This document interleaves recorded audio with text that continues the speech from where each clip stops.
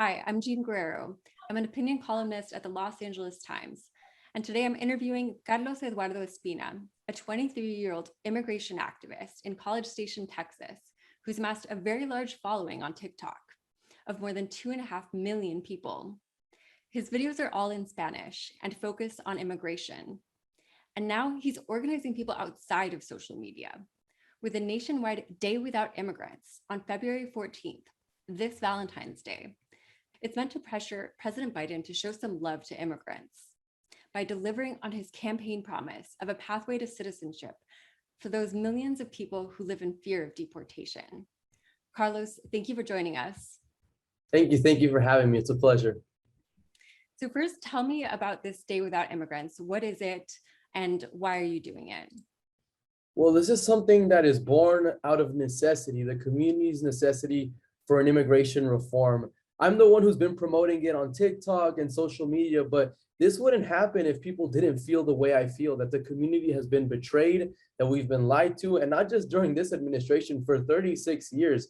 I mean, to put it into perspective, I'm 23 years old, and the last immigration reform was 36 years ago. So my parents had time to meet each other, for me to be born, for me to grow up, to be old enough to understand these issues and lead a movement. I mean, people are tired of the lies from both parties, always saying, we're going to do this, we're going to do that.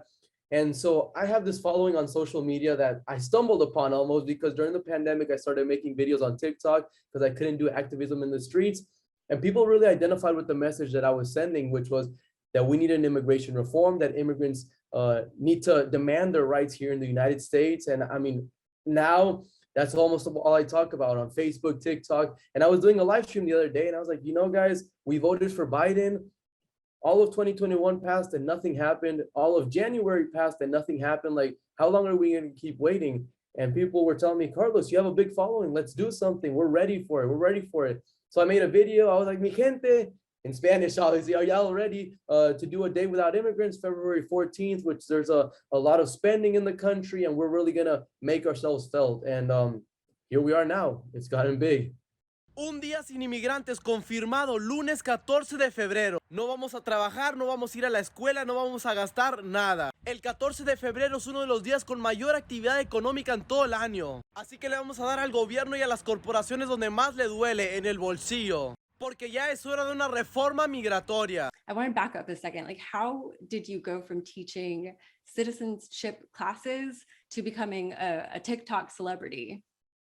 I mean, I don't even know the answer to that. Like I said, I think it just happened by accident. The pandemic came and I couldn't go out and teach citizenship classes in person or go knocking on doors or do all the other type of organizing that I did.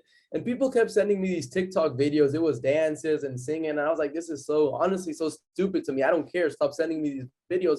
But then people kept sending them. And I was like, you know, if everyone's on this app, it must be for a reason. So I got on there, but I was like, you know, I'm going to do what I care about. I'm going to talk about activism, immigration, politics. But here we are now. That's the power of social media.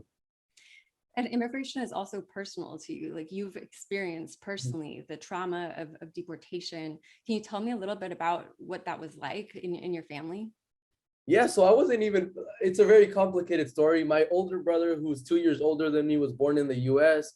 And then my mom had immigration issues. She was deported. And then I was born in Uruguay. And then we came back eventually. So I wasn't even alive when all of that happened.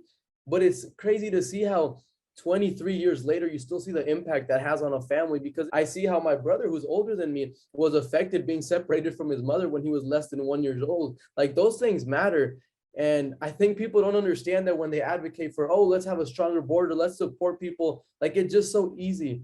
But it is a humanitarian issue and it has a real impact. And that's what touched me. And thankfully now I have a legal status. I'm a US citizen, but almost all my friends are either undocumented, they have DACA, their parents don't have papers. So, I mean, I'm in the community and I see the suffering, I see the need. And to me, like I said, it's not a political issue, it's a human rights issue. Congresswoman Alexandria Ocasio-Cortez and others have expressed support for this effort that you have going on. But mostly this is something that you're organizing on your own, organically, through social media, this following that you've generated. This isn't the first time we've had protests like this, you know, where immigrants show the rest of the country what things would really be like without them, by not showing up to work, not buying things.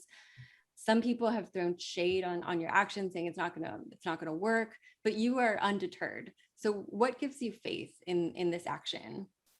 I think what gives me faith is everyone who supports it. I mean, I'm the one who I guess planted the seed and started the initiative. But that same day, I got hundreds of messages from people all over the country saying, Carlos, I'm undocumented and I'm affected for this reason, and I want to help out. And now I have a group of volunteers, and we're all working together, not being paid for any of this, just to push this event forward. People have stepped up and say, I'm going to organize an event here, an event there.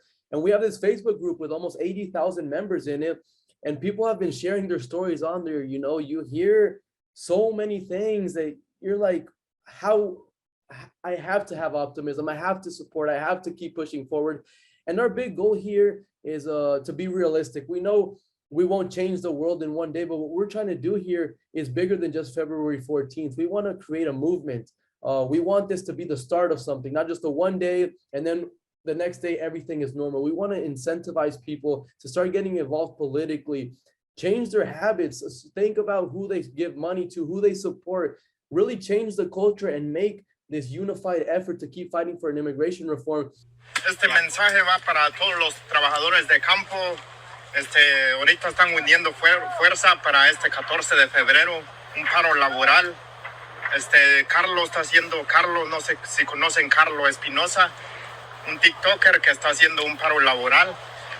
Hay que apoyarlo, amigos. We saw this under the Obama administration when he promised, a pathway to citizenship, and again didn't prioritize that issue until it was too late and he couldn't do anything. Is Biden making the same mistake? And if so, why? What's going on here in your opinion?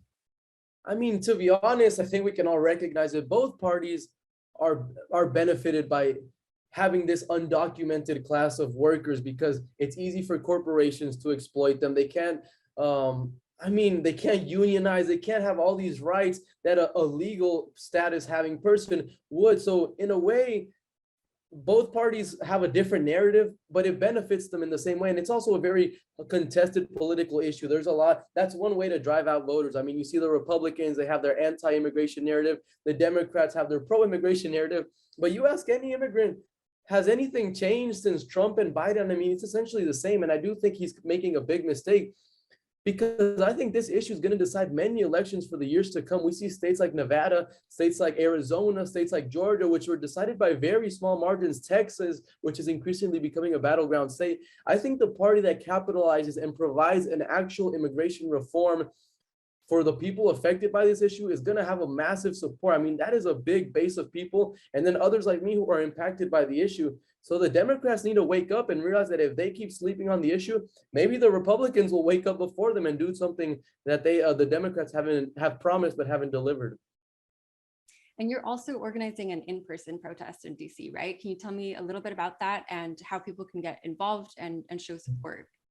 Yeah, so as I was mentioning, I'm not the only one working on this operation. I mean, I started the initiative, but there's been a great group of volunteers, especially in the Washington, D.C. area, who are volunteers with different organizations who say, you know what, I've helped organize this or that before, and I really want to help you out. So I've essentially delegated the organizing of the events to those volunteers who have a lot more experience than I do. And I'm just kind of focused more on getting people energized, making content on social media, getting the word out there. And there's a lot of work being done behind the scenes. And yes, we have a website also called diasinmigrantes.com, where you can see all the actions going out throughout the country. And I'll personally be in Washington, D.C. at 10 in the morning in front of the White House. So the Senate, the House, the president, whoever's in Washington, D.C. can see us. Great. Carlos, thank you so much for sharing your story with the Los Angeles Times. No, thank you for having me, and it's been a pleasure.